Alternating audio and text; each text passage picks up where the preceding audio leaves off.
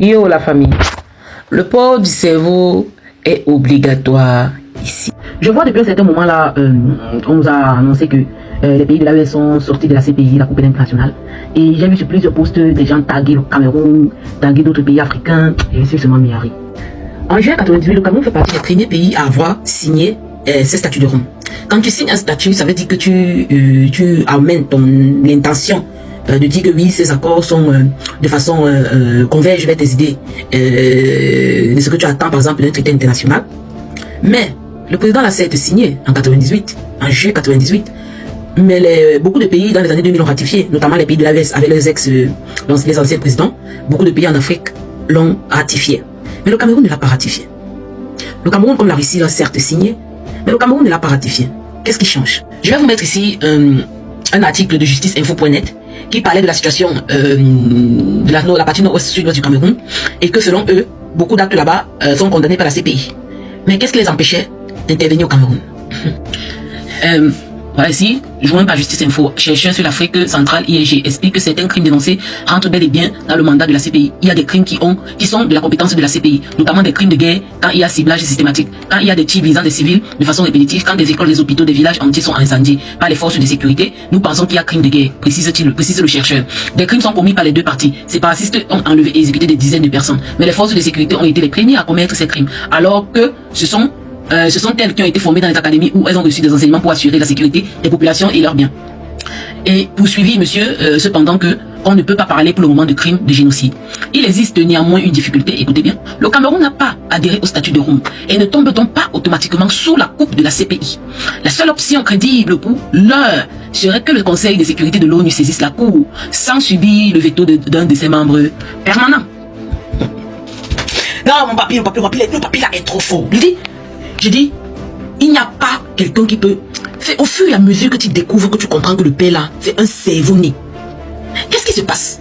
En juin 98, on sort la CPI. Pourquoi le Cameroun ne soit pas visé comme les pays qui font cible? Parce qu'à cette période-là, il fallait que le Cameroun en 98 se protège. Se protège parce que les années à venir devaient être difficiles. On protège, ça veut dire quoi? Il dit, bon, je vais signer pour dire que bon, j'ai l'intention. Mais derrière, je ne vais pas ratifier.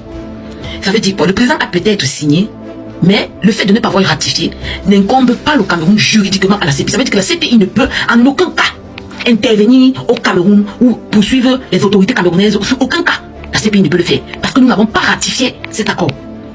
Mais le père le signe en 98, pourquoi? Parce qu'il faut qu'il montre aux gens que oui, il est partant. Hein? Mais maintenant, les années à venir, il fortifie ses relations avec des pays membres du Conseil de sécurité de l'ONU. La Chine, la Russie.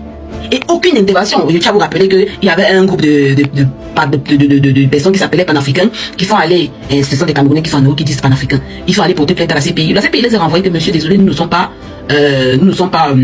capables de poursuivre le Cameroun ou le président de la République du Cameroun pour cela.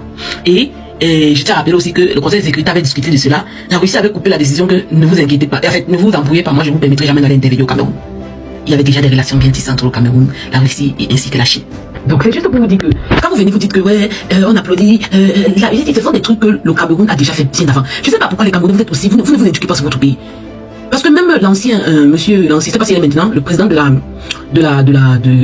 Coupe internationale, c'était Song Jong, quelque chose comme ça, qui avait parlé, je me rappelle, disant que le Cameroun a certes signé ces accords, mais lui, il laisse la décision de ratification au Cameroun comme une décision souveraine du Cameroun de ratifier ces accords. Ils avaient envoyé Madame Dembélé, Diarra, quelque chose comme ça au Cameroun, pour faire une visite au niveau du Cameroun et demander pourquoi le Cameroun n'a pas encore ratifié ces accords. Le Cameroun fait dire ne pas encore être prêt à ratifier et le Cameroun n'a même pas donné de décision. Elle avait parlé elle seule. Le Cameroun n'a même pas répondu en fait.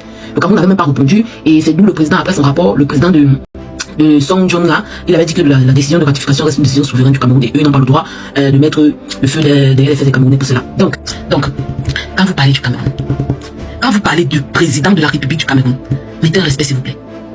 Parce qu'en 98, là, 2000, dans les années 2000, beaucoup de pays ont ratifié. Même les pays de l'AES avaient ratifié. Les Côte d'Ivoire, tous ces pays avaient ratifié. Sénégal, tout ça, ils avaient ratifié la CPI, tout cela. Ils avaient ratifié. Mais le Cameroun n'avait pas ratifié. Comme la Russie avait signé le Cameroun, la Russie n'a pas ratifié. Le Cameroun a signé, le Cameroun n'a pas ratifié. Ok?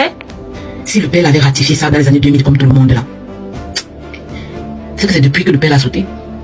C'est qu'on se base sur cette CPI pour le dégager. Allez lire un peu le document de Justice Info que je vous ai montré là. Vous allez comprendre la rage que les gars avaient de faire tomber le père là. C'est que ce qu'on a fait à Babou, non, c'est rien. C'est que ce qu'on a fait à Babou. Donc, Paul Biya a eu une vision 20 ans avant le monde. Avant vous. 20 ans, il voyait déjà ça, c'est ce que la CPI était. 20 ans. Non. Papa. Non. Donc, que ça soit que le Cameroun sorte ou que le Cameroun ne sorte pas, ça reste les mêmes. Ils ne peuvent pas attaquer juridiquement le Cameroun. Pareil pour quelqu'un qui est sorti, qui n'a même pas signé, qui n'a même pas ratifié, ils ne peuvent même pas l'attaquer. C'est pareil.